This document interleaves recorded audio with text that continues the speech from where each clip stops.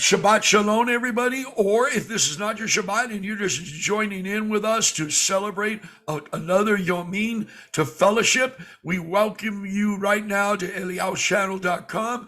We praise Abba Yah for this new Yom and the opportunity to share this exciting things we're about to share with you. And we just pray right now and allow the presence of His Ruach to be in the midst of us, the Ruach Neshima anointing to be upon us, and the crown of our heads to the sole of our feet, like liquid oil, liquid fire, to come inside us and burn inside us and stir up the gifts, the matad debar word of Yahuwah to come forth in the Shem of Yahushua and give us a flow of the Ruach to move and share. And Father, as we in Emunah start these verses, many things could shoot out of it, but we ask you to keep us in one heart and one mind. As new people come in, we rebuke any distractions or problems as they come in late, but everything would flow good. And we rebuke the devourer that would try to malfunction our equipment and electronics, like happened a little bit earlier. And we just pray that everything will flow good with everybody's Wi-Fi, with everybody's modem, and with the frequency going out. And we thank you, Father, for giving us favor to be back online on YouTube, so I can put the stuff back up this next few days. And we give you praise and honor. And brother's going to continue the prayer. Abba Kadosh, we thank you for this day. Abba, we ask that you be with us as we go through these scriptures, and that as we ask that you will lead brother as he reads this, whatever scriptures that we need to go through. In the Shema Yahushua HaMashiach, I make a prayer over all of the Kodeshim who are on this station with us today, Abba, that you will be with them to give us a heart and a mind of understanding. We give you great esteem and we thank you. Hallelujah. Praise Yah. We give praise and honor and thanksgiving to the Father. And this what I'm going to share with you could go in a rabbit hole, but we don't want it to go in a rabbit hole because we're just going to share a little bit about it, and I'm going to show a little bit. We are in a ruach of expectancy right now. Man has tampered with our system and put this artificial system that's causing chaos. They want to create Armageddon.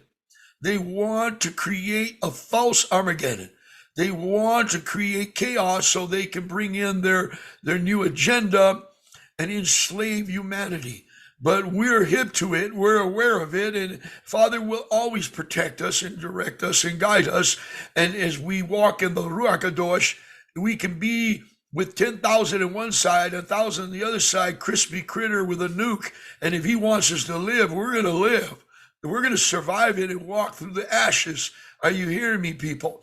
The Father will protect us at that hour and time, if so be it His will. But now, we're going to start off in Bereshith, chapter 1 and chapter 3. And we're going to start off right there. We're right there in front of it. But what I'm going to do is brother's going to read, but what I'm going to do is I'm going to read skipping verse 2. In the beginning, Allah created the Shamayim and the Eretz. And the Elohim said, let light come to be, and light came to be. Now, light came to be before the moon and the Shemesh. Wow. It's amazing. And Elohim saw the light, and it was good, and Allah separated the light from the darkness. All right. It matches good. If you take verse 2 out, everything will be fine. But you have to go through 2 to realize something. And go ahead and read 2, brother. Okay, 2 says, and the earth came to be formless and empty, and darkness was on the face of the deep, and the Ruach of Elohim was moving on the face of the waters. Now, on this translation, ISR 1998, it says, where it says be came to be, if we look it up in Hebrew, basically the earth became void, Let me look it up in King James. Yeah, and the earth came to be formless and empty, and darkness was on the face of the deep, and the Ruach of Eloah was moving on the face of the waters. All right. So now, so it's without form and it is void, but he didn't create that. Something happened. Now, where is this verse in the scriptures? There's another verse that tells you what happened to the pre-Adamic age, before Adam and Eve age, okay, of that particular beings, whoever they were. Father doesn't want us to know, okay? And so we're going to go to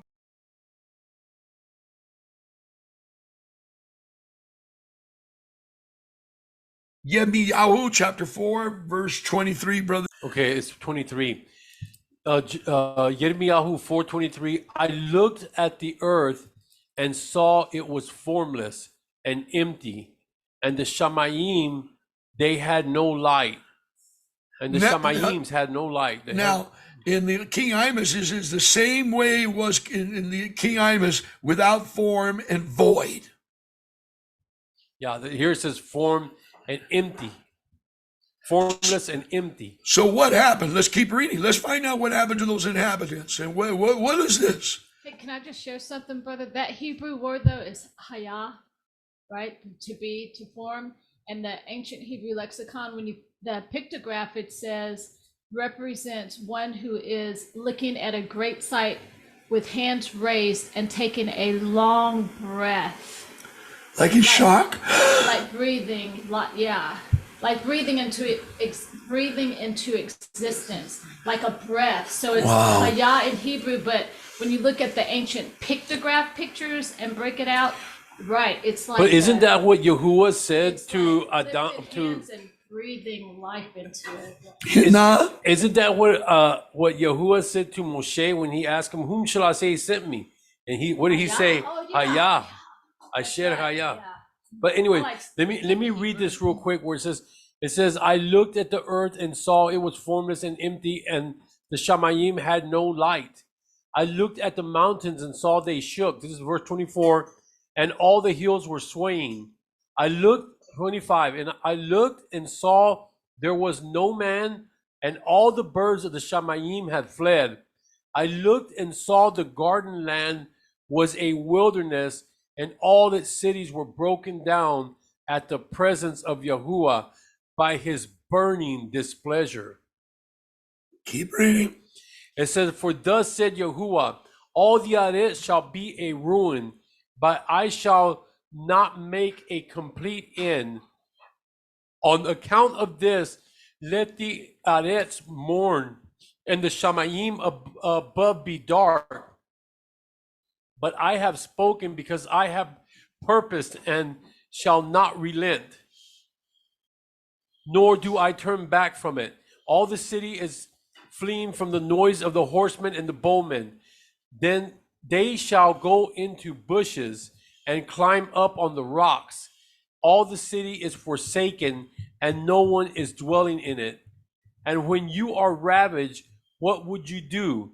Though you put on crimson, though you adorn yourself with ornaments of gold, though you enlarge your eyes with paint and beautify yourself in vain, your lovers despise you. They seek your life. For I have heard a voice as of a woman in labor, the distress as of her who brings forth her first child, the voice of the daughter of Zion. She bewails herself. She spreads out her hands, saying, woe to me, for my being faints because of killers. Now, this is exactly the words that were found in Bereshith 1:2, without form and void and empty, and destruction and swaying. And we're going to look at another one. We're going to go to Yeshayahu 13:6-10. How for the day of Yahuwah is near. It comes as a destruction from the Almighty. Therefore, all hands go limp, every man's heart melts, and they shall be afraid.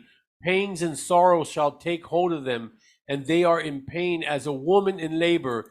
They are amazed at one another, their faces aflame. See, the day of Yahuwah is coming fierce, with wrath and heat of displeasure, to lay the earth waste and destroy its sinners from it. For the stars of the Shamayim and their constellations do not give off their light.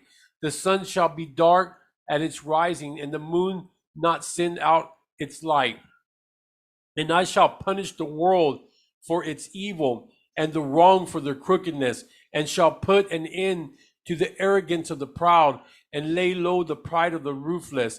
I shall make mortal man scarcer than fine gold, and mankind scarcer than the gold of Ophir. Which they say is the Philippines. So I shall make the Shamayim tremble, and the Ares shall shake from her place, and the wrath of Yahuwah of hosts, and in the day of the heat of his displeasure. And it shall be as the hunted gazelle, and as a sheep that no man takes up. Every man turns to his own people, and everyone flees to his own land. Okay, stop there.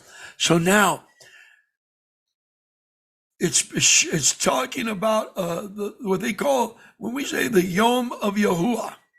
If I use English, it'll be the day of Yahuwah. Okay, the day of Yahuwah is throughout the scriptures, and it's very deep destruction and punishment with wrath, heat of displeasure. Now, in Romeim, I'm not going to go to it. I'm being quickened by the Ruach HaKadosh right now. It talks about that when the day of Yahuwah comes, his wrath will go upon the wicked, but we are not appointed to wrath. You could just type in the word appointed to wrath, and you'll look up the scriptures that say we are not appointed to wrath because we're Zadik, Talmudim, Kodashim, we're righteous. Okay? So the wrath to come is another term you can find to research scriptures concerning end time stuff, right? But it says we're not appointed to wrath because we keep the Torah, we believe in the Mashiach, we're keeping the Shabbat. So how the Father's going to protect us, I don't know. I do have a video years ago, it's on my archives of videos about Gushan, the land of Gushan. Wherever your feet should trod and where you dwell, he'll put the land of Gushan protection around you in the day of darkness and the day of wrath.